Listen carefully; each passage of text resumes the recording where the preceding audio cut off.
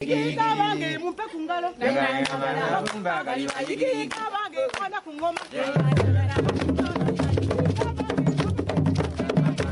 nnyo okwekumira ku Luganda Radio Podcast. Amannya nga bulijjo Martin Muganzi, ate nga nkomyewo n'akatabo akapya Bazibumbira akatuwandiikibwa Omwami Kalinda Cranmer. Kati tutereere tutandike n'ekitundu ekisookedde ddala mu katabo kano. Bazibumbira, Afuna nnyina Omuto. Wabinoga kyali kyalo gaggadde nga kikwata ebule n'ebweya. Bwe wayimanga emitala n'okitunuulira ng'olaba ekyalo ekiseetedde n'ensuku ezigudde akaleka. Enjala ne bwe yagwanga etya ng'ewabinoga amenvu gavundira mu nsuku, era ab'oku byalo ebikiriraanye eyo gye baasakiranga. Wabinoga si lye lyali erinnya ly'ekyalo kino okuva edda n'edda, anti n'okutuusiza ddala wano jjo ly'abalamu ku Misuuna ng'ekyalo ekyo kiyitibwa Sumbwe. Wabula ekibira Nnamulanda ekyali mu bukiika bwakyo obwa ddyo eyatuukiranga ddala enzingu ze mayiro 10 ddamba kye kyayitibwanga Wabinoga, mbwa nti ng'ensolo eziri omwo zifa tulo, era ng'omuyizi bw'agenda okuyiggira omwo eka aleka Naalongo akolokota nsaka.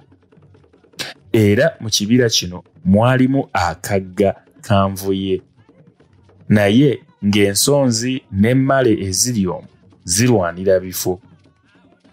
Ekibira kino kyamerangamu n'obutiko obwa buli ngeri: obubaala, kinyolwa, obutundatunda, obunnakanaka, gudu, empeefu, era oluusi nga mumeramu n'obusukusuku.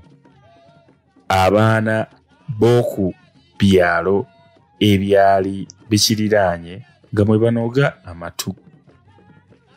banoga amatungulu, ate abakazi nga banogayo n'enderema. Mpozi kyebaava bakikazaako erya Wabinoga. Ku mikaabya n'ekyalo baatandika okukiyita erinnya eryo ne likalira ddala okutuuka ku Micwa ng'erinnya Sumbwe lifumwa bufumwa. Mu masekkati g'ekyalo kino Wabinoga mwalimu ekkanisa gye baayitanga Miryango ena, nga buli ludda lw'ekyalo luwolekedde omulyango mu ngeri ey'ekisa eyita abantu nti mujje tusinze. Ekkanisa yali esereseddwa birebe nga n'ebisenge bisiige evvu, wansi nga wamaale obusa, okuggyako entebe y'omusomesa.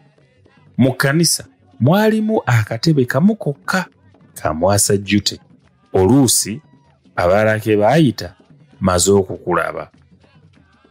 Kamwasajjute kano kaabajjibwa mu lusambya, era kaali katandiikiriza okuwumba, ate okugulu kwako okwokuna kwali kwamenyekako dda. Mpozi nannyiniko kyeyava yeekwatira ddala akafo akaliraanye empagi, nayo iwereze ng'okugulu. Erinnya ly'omwami nannyini katebe kano nga ye Kaawonawo eyalulwanako olw'Ejjirimaani.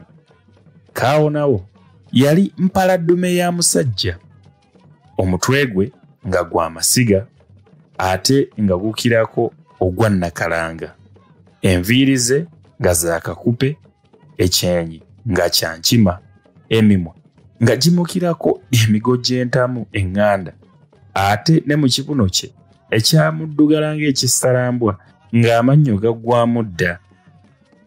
Agatuli g'ennyindo za Kaawonawo nga galinga emimwa egy'ettogero, era bwe yasekanga ng'olabira ddala mu kiwanga, ate bwe yassanga omukkaati ng'obuswiriri bw'omu nnyindo ze buvuga ng'effirimbi. Omusajja ono nga yabambaala ekifuba ate emabega nga muserebende era nga n'obugulu bwamuswala waggulu nga yagulukira ng'empologoma ensajja. Kaawonawo si lye lyali erinnya ly'omusajja ono okuva mu buto. Yali yeetuuma avudde ku lutalo gye yakubirwa ekyasi mu kugulu ekyamuviiramu obwakadduwannema obw'olubeerera. Erinnya lino erya Kaawonawo yali yeetuumira ku mwenge kubanga bwe yakomawo yafuukira ddala wampaawo. Yabukeerezanga nkokola ng'abuuza gye guli ne bwe gwabanga ettoggo gy'emitala nno 10 ddamba kuvaawo e Wabinoga era ng'agulumbayo. Buli we yayitanga ng'agenda alangiriza nti abeeyo mutya nno. Ate be yalabanga balima yabakubiranga ndulu nti waalaalaala ayi nyaabula olubimbi mwakwataganye edda mulwebale nno nze Kaawonawo wammwe emmundu zammenya omugongo. Era bwe yatuukanga ku muyiiro ng'atandika okwejjaabaata nti mundabye nze mutabani wa Ssemakubire ekyanya muzzukulu wa Muyige ewantaayi bampe neenywere olumbe terulanga nnaku. Ng'olwo atandika okucunga basajja banne nti mwe abeewaana obusajja twabaleka wano nga mutubidde ku mmere nga tugenda mu bitta. Olwamalanga ebyo ng'adda ku mubala gwa muziro kwe kulaya gwakwana amalirira.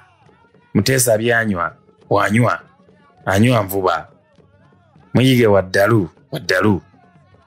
Olwo nga ssaako n'okwamira nti yaa gwe wamma nga gunaabula sala. Newankubadde nga Kaawonawo yali afuuse lujengu lwa musajja bw'atyo, naye yali akyamanyi nnyo okutukuza olunaku lwa Ssabbiiti era nga tabula mu kkanisa eyo gye yayambaliranga bugaalubindi bwe yali afunye mu lutalo. Eriiso erimu erya bugaalubindi buno nga lyavaamu ate n'eddala nga liriko olwatika. Naye Kaawonawo yagamba mbu nga tayinza kulaba nnukuta okuggyako ng'ayambadde bugaalubindi. So nno ate bwe yabwambalanga era ng'ekitabo asulika kisulike mpozi lwa kubanga yalekereranga okubuteeka ku maaso n'abuteeka ku nnyindo. Kaawonawo nga tayimba yeereka atyo, wamma ggwe ng'omusajja yejjuukirizanga amazeeko ekitundu nga banne bakyayi wakati. Ate bwe yabanga talumanyi waakiri ng'amuumuunya lumuumuunye. Obwana obuto obwatuulanga awo wansi mu maaso g'ekituuti yabuwanga kibbo kya nseko. Ate nno nga tebukkirizibwa kusekera mu kkanisa. Leero ne bufiira muli ekimugunyu. Oluusi obumu bwatulikanga butulisi ng'akatabe tu. Mu bwana buno mwe mwali akalenzi ak'amalala akayambalanga akasaati akakungulu nga temuli mpale. Obugulu bwako obusiiwuufu era obwali bujjudde enkwagulo bwayitiranga awo. Akalenzi kano baakayitanga Bazibumbira. Bazibumbira ke kaali akaana ka Kaawonawo kokka. Ekitundu kyaffe ekisooka ekyakatabo kaffe kano Bazibumbira afuna nnyina omuto, tusomyeko akatundu kamu ke tusobodde okusomako olwaleero nga tujja komawo n'akatundu kaffe ak'okubiri mu kitundu ekyo ekisooka ekya Bazibumbira afuna nnyina omuto, ate tulabe biki ebyeddirira. Omuwandiisi bwe tuba tutunuulidde era bwe tuba tubadde tugoberera bulungi nnyo tumulabye nga ali mu kugezaako kwanjula akatabo kano atututte Wabinoga ne Wabinoga engeri gy'afaananamu, engeri gye yafunamu erinnya lye, n'atutwala ewa Kaawonawo, n'atulaga eddiini ne kanisa miryango ena, atuyigiriza ku Luganda, n'atuyigiriza ku bika by'obutiko ebyenjawulo, ate n'atulaga n'engeri Ssematalo Kaawonawo gwe yalimu, engeri gye yamukyusaamu ng'omuntu n'obulamu bupya kati bwalimu. Era omuwandiisi n'amaliriza nga atutuusa ku nsonga y'akatabo kano nga ye zinunula. So mu kitundu kyaffe ekyokubiri oba mu kanyomero kaffe akokubiri mu kitundu kyaffe kino ekisooka ekya Bazibumbira Afuna Nnyina Omuto, nsuubira nti tujja kwongera okumanya ebikwata ku Bazibumbira ate ne famire ya Kaawonawo yonna nga bweri. Akatabo kaffe bwe katyo bwe katambudde olwaleero. Mwebale nnyo okuwuliriza Luganda Radio Podcast, ate tujja kuddamu tukwatagana omulundi omulala n'ekitundu kyaffe ekyokubiri mu mutwe ogugamba nti Bazibumbira Afuna Nnyina Omuto. Mubeere bulungi, mweraba.